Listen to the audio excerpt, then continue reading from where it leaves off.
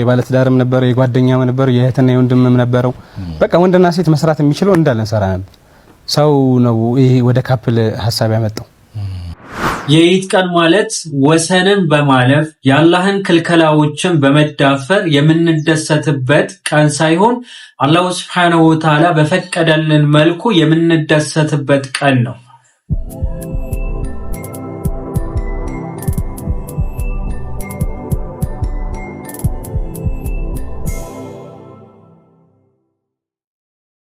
بسم الله الحمد لله الصلاة والسلام على رسول الله وعلى آله وصحبه ومن والاه ودنا የተከበራችሁ የቻናላችን ተከታታዮች አሰላሙ አለይኩም ወራህመቱላሂ ወበረካቱ ዛሬም የጌታችን ያላ መልካም ፍቃድ ሆኖ ለእናንተ አስተማሪና ቁም ነገር አዘል የሆኑ ቪዲዮዎችን ይዤላችሁ ብቅ ብያለሁ እስከ ቪዲዮአችን ፍጻሜ ድረስ አብራችሁን ሁኑ ዛሬ አንዳንድ ሐሳቦችን እናነሳለን እንግዲህ ኢድ ነበር አላህ Subhanahu Wa Ta'ala ጾማቸውን ከተቀበላቸው ውድ ያላህ ባሪያዎችን እንዲያረጋን ጠይቀዋለን እንግዲህ ዛሬ የምንናገረው ከዚህ በፊት በተለያዩ አጋጣሚዎች ረመዳን ሳይቀር ወላሂ ያሉ ይጋባሉ ያሉ በየሚዲያ ያወሩ የነበሩ ግለሰቦች ነበሩ ከነዚህ ሰዎች መካከል ኢሳምና ሂክራም ነው ታዲያ ይህን ነገር ድራማ እንደሆነ ከዛሬ ኦልሞስት 9 ወር ምናምን በፊት ቪዲዮ ሰርቼ ነበርና እዛ ቪዲዮ ላይ አብዛኛው ሰው አረዝም በል ሊጋቡ ነው እንዲ ነው ባልና ትዳር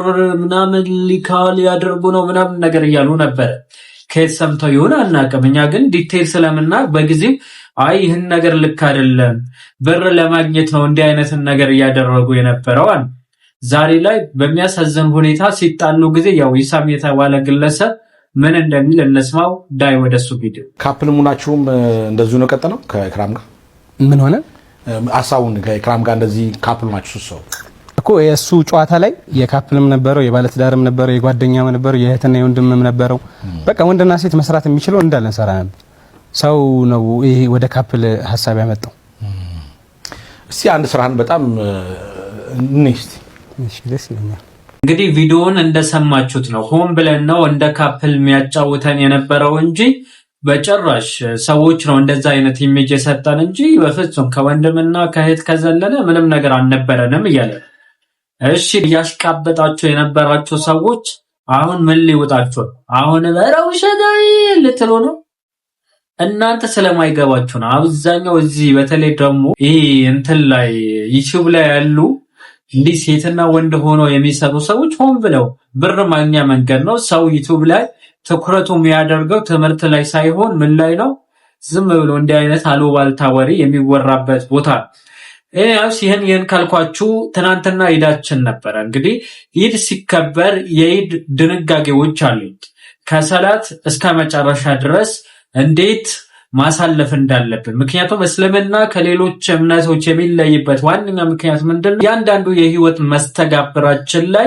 የምናደርጋቸው ሂደቶች ወይም ደግሞ ስራዎች ሁኔታዎች ሊሆኑ ይችላል እያንዳንዱ መመሪያ ያስቀምጠዋል በዛ ላይ ተመርኩዘን መፈጸም እንዳለብን ደግሞ ይናገራል ኢድ አንድ ሰው በመደሰቱ አላህ Subhanahu Wa Ta'ala ዘንድ አጅር ያገኛል እንግዲህ ኢባዳ ነው በራሱ ማለት ነውና በዚህ ወቅት ግን ዛሬ ላይ በሚያሳዝን ሁኔታ የምናየው ነገር በጣም ያሳዝን ብዛት ተብሎ ቪዲዮ ይቀርጻል ግን ከብዛት ጥራት የሚባለው ነገር የለም እስቲ ኢድ ተብሎ አላህን ለማመስገን በተክቢራ የአላህን አንድነት የሱ ልቅና ካፊሮች እንኳን የሱ አንድነትን ቢክዱ አንተ ግን የሰማይና እንዲሁም ደግሞ የምድር በአጠቃላይ በመካከላቸው ያለው አስገኝ ፈጣሪ ነህና ብለን ልቅናው ከፍ በመናደርግበት ጊዜ በሚያሳዝን ሁኔታ እህቶቻችን የለበሱት አለባበስ እየተደረገ የነበረው ነገር ኢድ ላይ በሚያሳዝን ሁኔታ ከሰላት በፊት ንግግር አለ እንተና አላሁ አክበር አረ እንተ አላሁ አክበር ይባላል አይኖ በጣም ነው የሚያሳዝን ኢድ ሰላት ኢድ ይሰገዳል ከዛ በኋላ ተበተናል መልእክት ካለ መጨረሻ ላይ ይደረጋል እንጂ ዛሬ ላይ የምናየው ግን በጣም የሚያሳዝኑ ነገራቶችን እያየን እየተመለከትን እንገኛለን ይህን ነገር በተመለከተ እስቲ ወንድም ኦሳማ የተናገረው ንግግር ነበር ወደሱ ንግግር ወሰዳል ህዝበ ሙስሊሙን ተመልከት አቤት ብዛቱ በዒድ ሶላት ላይ ተመልከተው ብዛቱን መብዛታችን እኮ ጥሩ ነበር፣ ግን ከብዛት ጥራት የሚባል ነገር አለ። ጥራት ከሌለ ምን ዋጋ አለው? ቤዝመንታችን ተውሂድ ካልሆነ ምን ዋጋ አለው? ላኢላሃ ኢላላህ። ሌላውን ተውት እህት ወንድሞች፣ እስኪ እህቶቻችን እስኪ ተመልከቱ። በዒድ ሶላት የሚወጡ እህቶቻችን አለባበሳቸውን የአይሁድን ሱና እኮ ነው እየተከተሉ ያሉት። በአፍ ብቻ ሆነ እንወዳለን ነብዩን በአፍ ብቻ። ነብያችን አለይሂ ሰላቱ ሰላም ጸጉሯን እንደ ገመድ ሻኛ የምታረግ ሴት ከልክለዋል? አልከለከሉም። ስንቴ ነው ሰምታችኋል እኮ ሳሰሙ ብቀሩ ኢትስ ኦኬ ሰምታችኋል። ግን ሰምታችሁ እንዳልሰማችሁ ጆሮ ዳባ ትንሽ እንዴ ለመተው የሚከብድ እኮ ነው የምታስመስሉት። ትንሹን ነገር እንኳን እኮ መተው አልቻላችሁም። ወንዱን ተመልከቱት እንዳለ፣ ወጣቱን ተመልከቱት የነብያችን ሱና የሚቃረን እንዳለ። ታዲያ ምን ዋጋ አለው? ስመ ሙስሊም ሆነ ብትበዛ ከልጉታ ግብስብስ ነው እንጂ ሌላ ምን ዋጋ አለ? የፀጉሩን አቆራረጥ ተመልከቱት፣ አበላልቶ ይቆረጣል። ነብያችን ግልጽ በሆነ ሶሒህ በሆነ ሐዲስ ከልክለው ሰለላሁ ዐለይሂ ወሰለም። ታዲያ ትንሿን ነገር እንኳን መተግበር ሳንችል ምን ዋጋ አለው? ብንበዛ ምን ዋጋ አለው? ምን ዋጋ አለው?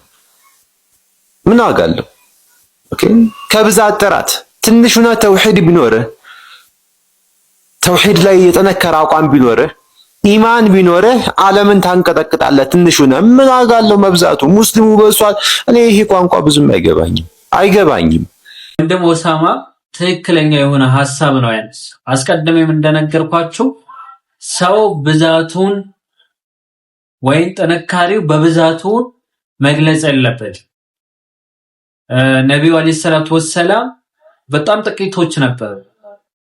ኦኬ ይህን የቁርአን መልእክት ወደዚህ ሲያመጡት ወይም ደግሞ ትክክለኛ የሆነ የነቢያትን አስተምሮት ከተበረዘ በኋላ ቁርአን የመጨረሻ መልእክት ሆኖ ለዓለማት ሕዝብ በአጠቃላይ በነቢዩ አለይሂ ሰላቱ ወሰላም ሲወርድ በዛን ጊዜ በዚህ ቁርአን ያመኑ ሰዎች ጥቂቶች ነበሩ።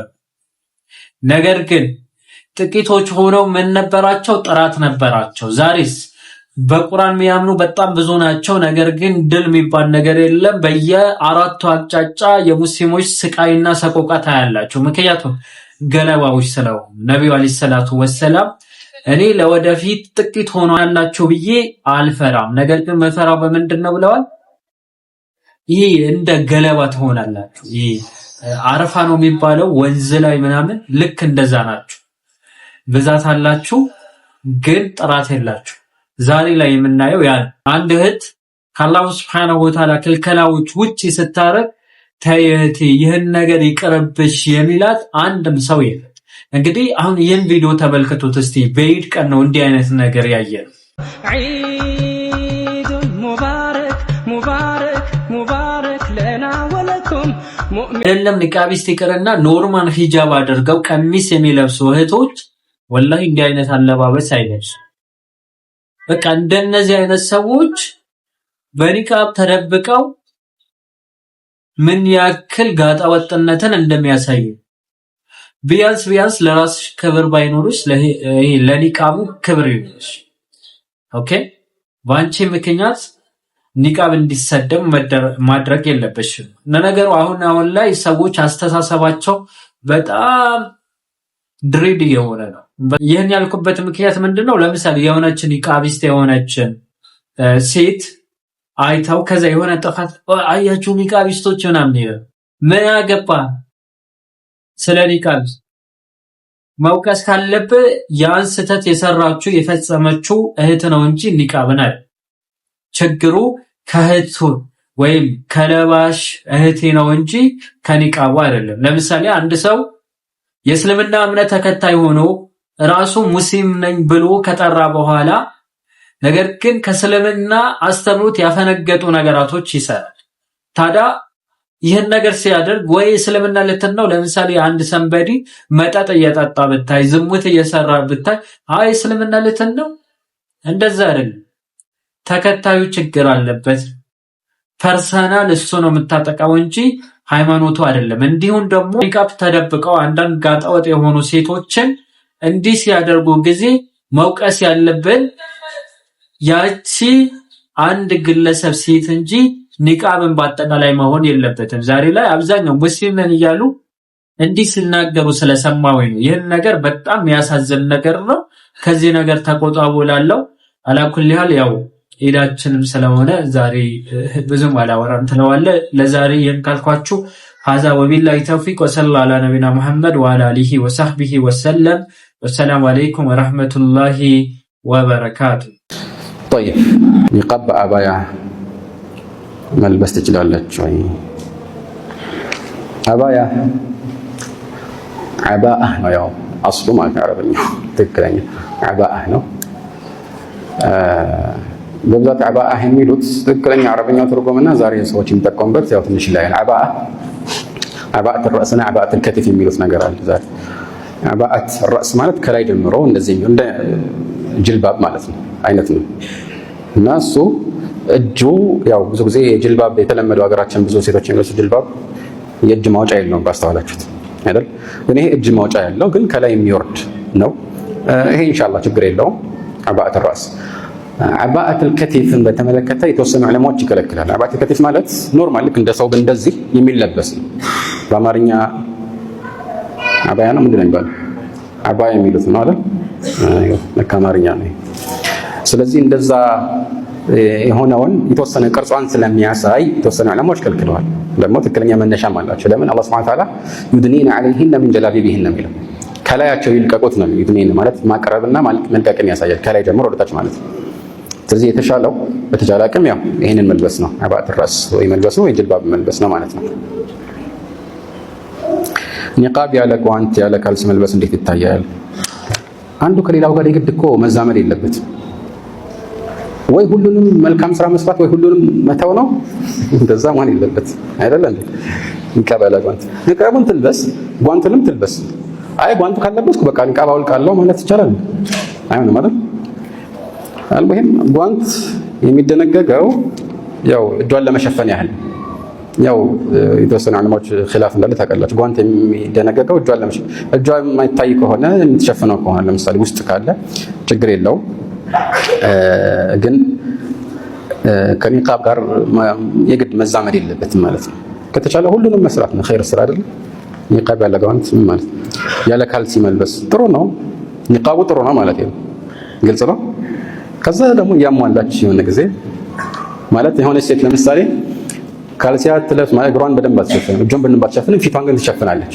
ኧረ በቃ ይቅርብሽ ነው የምንላት ወይስ ምንድነው የምንላት ጥሩ ነው አይደል ግን እቺኛዋን ደግሞ አሟይ እንደዚህ ነው ምክር አንድ ሰው የሆነ መልካም ስራ ይሰራ ረመዳን መስጂድ የሆነ ሰዎች ሲመጣ ረመዳን ብቻ ነው የምትመጣው ይቅርብህ ብለን እናባረዋለን ወይስ ረመዳን እንደምትመጣው ሌላም ጊዜምና ነው እንደዛ ነው መልካም ስራ የሰራ ሰው በዛው እንዲቀጥልበት ነው የምንገፋፋው ማለት ነው ግልጽ ነው እግር ካልሲም ይሁን አልሙሂም መሸፈኑ ተገቢ ነው እግር ሐዲስ ኡሚ ሰለማ ላይ መልእክተኛው አለይሂ ሰላቱ ወሰለም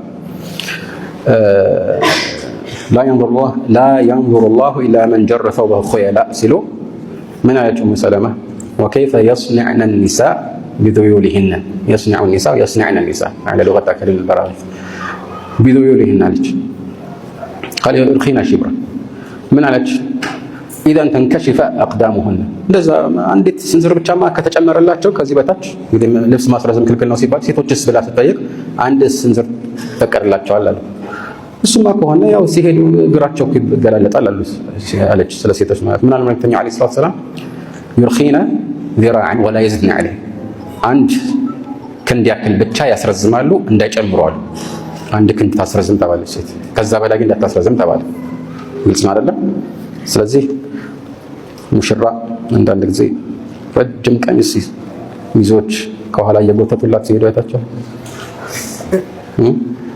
3-4 ሰዎችን ከዛ በላይ እሷ ትሄዳለች ከኋላ እሷን ልብሷን ይሄ ምን ይባላል ማለት ነው يرخينا ذراعا ولا يزيدنا عليها መልእክተኛው አይጨመርም ከዛ በላይ አይደለም ተገቢ አይደለም ማለት ነው ስለዚህ እግር መታየት የለበትም ማለት ነው እነዚህ እናብቃ هذا والله اعلم صلى الله عليه محمد وآله وسلم